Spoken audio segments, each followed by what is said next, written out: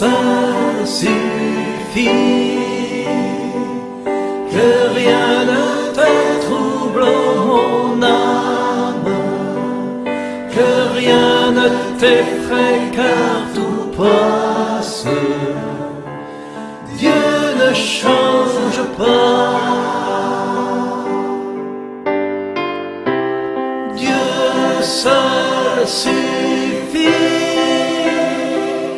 de toute la patience triomphe. Bien-aimés dans la foi, bonjour et bienvenue à cette nouvelle édition de Nourris ta foi. C'est votre émission de catéchèse d'approfondissement sur Christus Vite, votre chaîne préférée. Aujourd'hui, nous accueillons une fois de plus l'abbé Jules Foucault. Vous le connaissez certainement pour beaucoup, ceux qui ont regardé nos précédentes vidéos.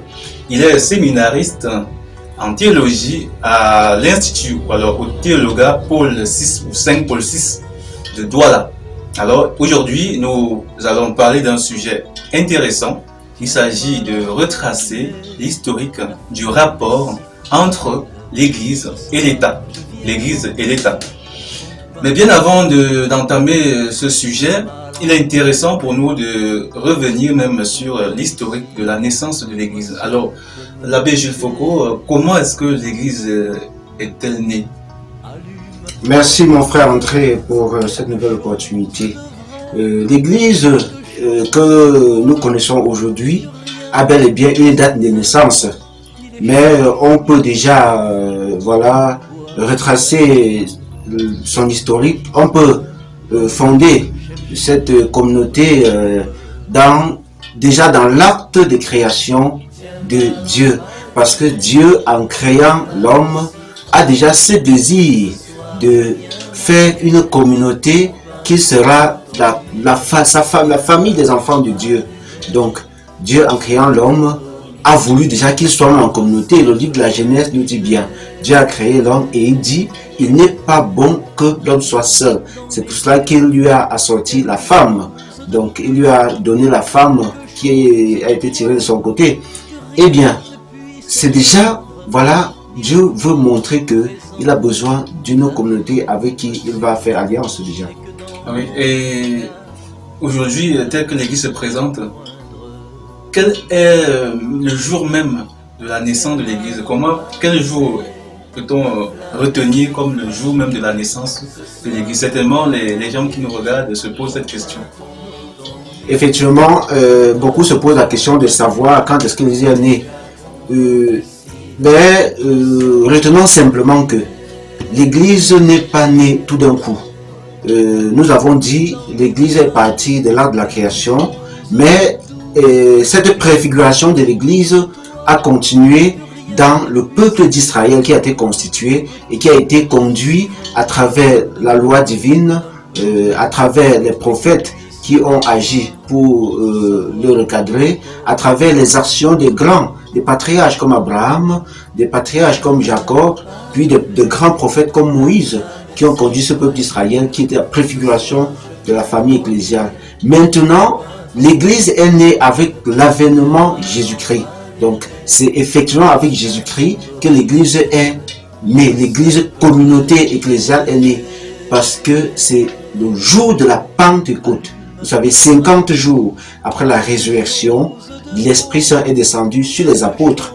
Et les apôtres étaient au Cénacle avec Marie. Marie qui est la mère de l'Église, qui jouit de cette maternité exceptionnelle de l'Église, maternité envers tous les disciples du Christ. Voilà, donc c'est le jour de la Pentecôte, le jour de naissance de l'Église. Alors quand vous dites Marie est l'Église même, ça se comprend parce qu'elle est la première, l'une des personnes qui a le plus intégré, accueilli le Christ au fond d'elle-même. Et c'est ça même en fait l'Église, c'est la communauté de ceux qui ont accepté Jésus au fond de leur cœur comme leur Seigneur et leur Sauveur. Et Marie en est véritablement l'exemple. Alors, revenons sur le vif du sujet. Aujourd'hui, nous voulons comprendre comment, au cours de l'histoire, l'Église se comportait avec l'État. Déjà partant de l'Antiquité jusqu'à cette période qu'on peut dire postmoderne. Alors, l'abbé Jules, comment est-ce que se présentent au fil de l'histoire les rapports entre l'Église et l'État? Eh bien, nous n'avons pas la prétention de faire toute l'historique, mais nous allons souligner les points essentiels. Nous pouvons partir de Jésus-Christ, mais nous allons faire un petit pas en arrière pour voir l'époque d'Esdras et Néhémie. Parce qu'après l'exil à Babylone, a duré 50 ans, de 588 à 538, donc 50 ans, le peuple d'Israël a été en exil. Et déjà, la fin de l'exil est particulière, est remarquable pour nous parce que qui autorise la fin de l'exil, c'est le roi Cyrus. Le roi Cyrus que Dieu reconnaît comme son serviteur. Donc, il donne l'édit, on parle de l'édit de Cyrus, qui autorise les Juifs à retourner sur leur terre, à retourner à Jérusalem. Donc, ça, c'est déjà une première manifestation des rapports entre l'Église et l'État, parce qu'on voit bien cette collaboration qu'il y a déjà. En ce moment, il y a comme une véritable entente, parce que lorsque le peuple va retourner à 538, il y a déjà le désir de reconstruire le temple, de rebâtir le temple. Le peuple va rebâtir le temple avec l'aide, du moins, sous l'appui de Esdras et Néhémie. Esdras et Néhémie qui sont d'une part et d'autre scribes et gouverneurs. Donc Esdras est scribe qui lit la loi de Moïse, et Néhémie est le gouverneur, voilà, qui travaille dans la cour du roi. Et les deux ont collaboré ensemble pour faciliter, pour encourager la reconstruction du temple. Est-ce qu'on peut déjà la voir dans cette collaboration entre Esdras et Néhémie, le signe, n'est-ce pas, d'une fusion, comme on va le voir certainement dans le Moyen-Âge, entre l'Église et l'État? Oui, on peut y avoir une fusion parce que sans exagérer, avec Jésus-Christ, à partir de ce moment d'Esdras et Néhémie, il y a comme une fusion entre le royaume et la synagogue, la royauté et la religion. Et Jésus-Christ viendra. Qu'est-ce que Jésus-Christ va dire? Il va entrer dans la synagogue. On peut le lire en Matthieu 22, verset 21. Jésus dit: donnez à Dieu ce qui est à Dieu et à César ce qui est à César. Voilà. Donc, il faut reconnaître la part des choses. Il ne faut pas mélanger. Il ne faut pas attribuer ce qui est à Dieu à César. Du moins, il faut éviter la confusion. Il ne faut pas mélanger le temporel et le spirituel. Oui. Il faut faire la part des choses. Et c'est donc en ce moment-là que les choses sont un peu reprécisées. Mais l'histoire a connu beaucoup de détours. D'autant plus que dans la période antique, donc dans l'Antiquité chrétienne, il y a eu comme un grand bouleversement des choses. Donc, au lieu de cette collaboration qu'on a vue au temps d'Esdras et Néhémie, il y a eu plutôt une violence inédite de la part, une violence venue de l'Empire romain, contre les chrétiens. Ce qui fait que l'Église était un peu comme inexistante en ce moment. On a parlé surtout de l'Église des catacombes parce que les chrétiens étaient obligés de se cacher. Et c'est justement l'Antiquité, le moment des grandes apologies. Les grands chrétiens comme Saint Justin ont écrit des grandes œuvres pour défendre la cause chrétienne. Donc, parce que l'Empire romain, menaçait effectivement tous ceux qui manifestaient leur foi chrétienne. Ça, c'est effectivement après Jésus-Christ. Donc, après Jésus-Christ, l'Église qui est née a subi beaucoup de violences. Et on peut même dire que c'est grâce à ces apologétiques-là, comme vous venez de le souligner, que plus tard, il arrivera qu'un empereur, Constantin, va se convertir au christianisme. Et je pense que là va encore faire revenir à l'ancien rapport entre l'Église et l'État. Nous sommes comme cela en train d'entrer dans le Moyen-Âge. Effectivement, André, avec l'événement de Constantin, parce que nous avons parlé de l'Antiquité. L'Antiquité qui s'arrête pratiquement vers le début du IVe siècle. Et le Moyen-Âge va commencer pratiquement vers la fin du 4e siècle. Et pour parler du Moyen-Âge, je préfère voilà, donner une précision. Le Moyen-Âge, nous pouvons le segmenter en 3. Il y a le Haut Moyen-Âge qui va de la fin du 4e siècle jusqu'à la fin du 6e siècle. Il y a le Moyen-Âge central qui va du 7e siècle jusqu'au 12e siècle. Et il y a le Moyen-Âge tardif qui va de la fin du 12e siècle jusqu'au 15e siècle par là. L'époque de Saint Thomas d'Aquin. L'époque de Saint Thomas d'Aquin, c'est au 13e siècle. Effectivement, il fait partie de cette dernière tranche du Moyen-Âge. Effectivement, du Moyen-Âge tardif. Voilà.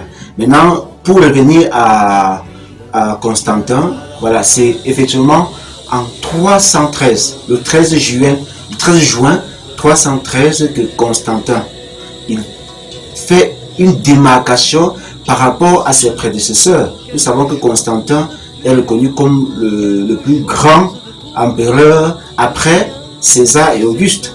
Donc, il fait cette démarcation qu'il se convertit au christianisme. Parce qu'avant lui, il y a les empereurs beaucoup persécuté l'Église. Nous connaissons Trajan, nous connaissons Titus, nous connaissons Constante Chlore, qui est le père de Constantin.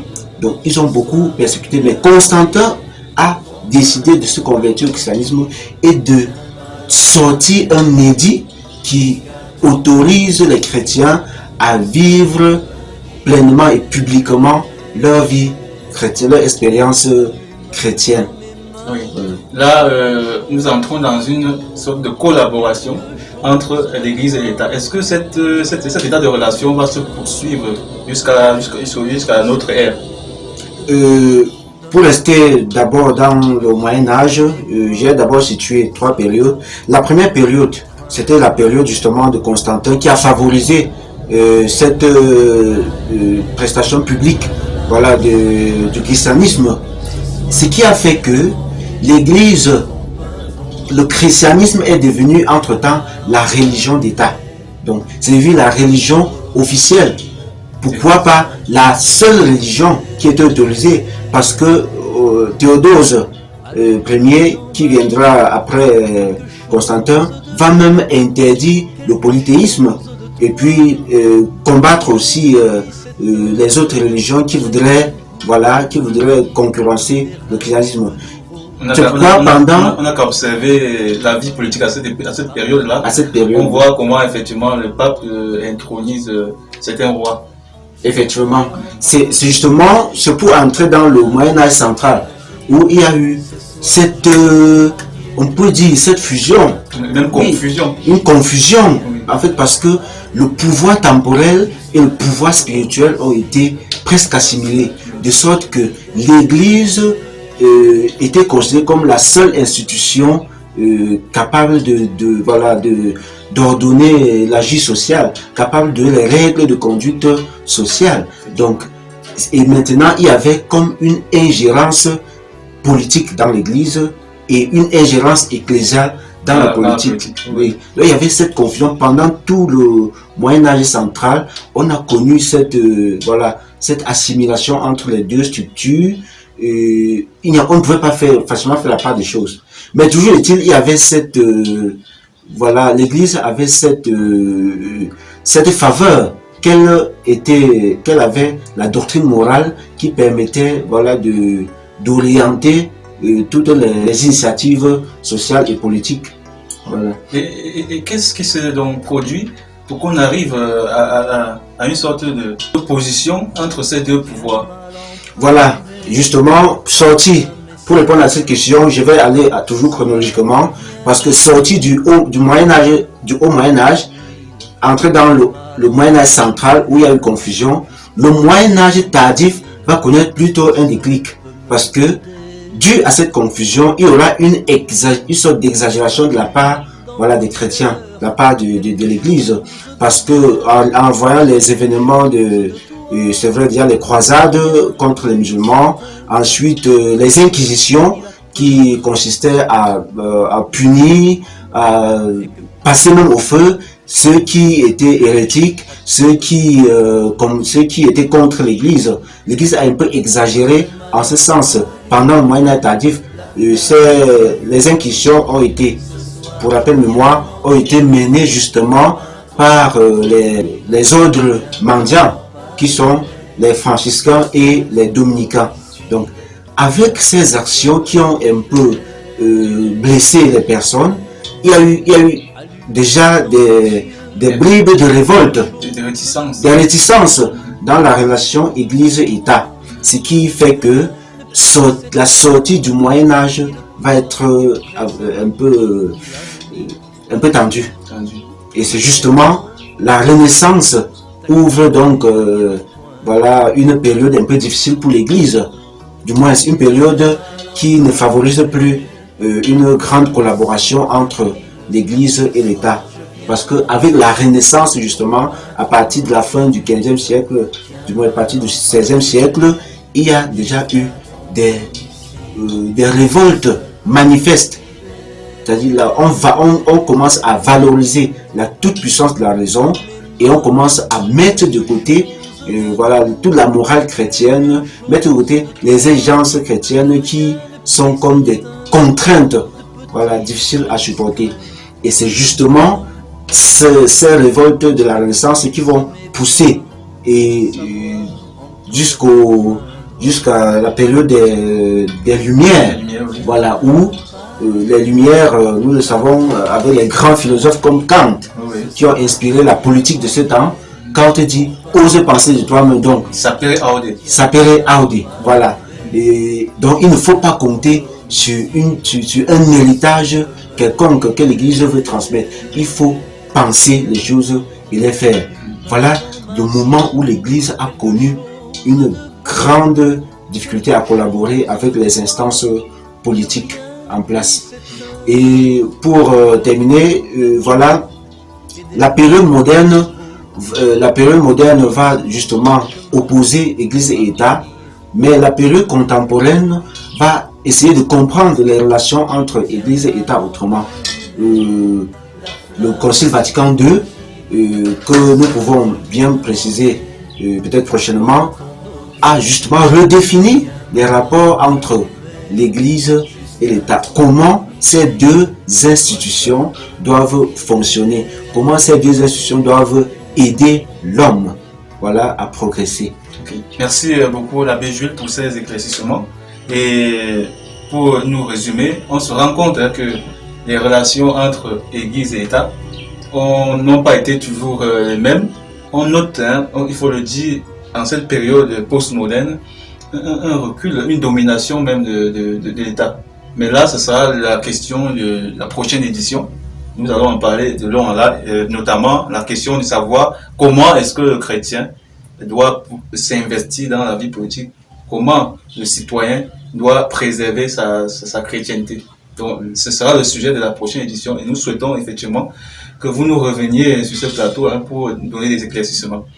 Merci, bien-aimés dans la foi, de nous avoir écoutés avec attention. Vous pouvez poser des questions qui vous tracassent dans le contexte actuel et concernant la foi chrétienne. Là, nous trouverons des personnes aguerries pour vous apporter des réponses. Vous pouvez nous contacter en nous écrivant à christusvivit.org ou alors nous faire un mail. Rendez-vous vendredi prochain à 16h.